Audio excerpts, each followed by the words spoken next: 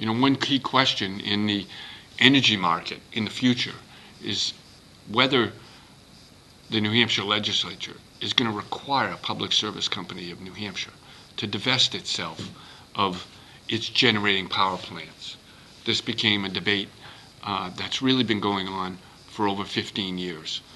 When they deregulated the electricity market, at one point early on, Public Service Company was in favor of getting out of the generation business, but decided to stay in it. Well, we saw the New Hampshire House last week approve a bill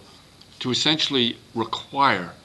state regulators, the Public Utilities Commission, to open a docket, to begin a discussion, to actually have a case in which regulators would look at what would be the cost of divestiture, as it's called, how would we carry this out, how much ratepayer rate shock would there be if we were to require public service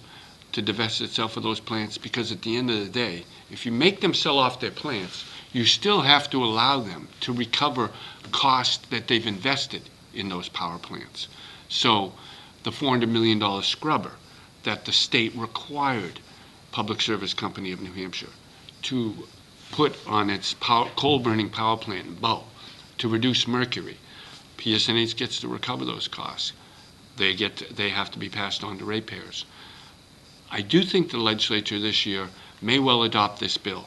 It certainly doesn't lead to divestiture right away, but it continues the discussion, and it compels regulators to at least inform lawmakers in the future, if they were going to go this step, here are the stakes, and here are the political risks with adopting such a policy.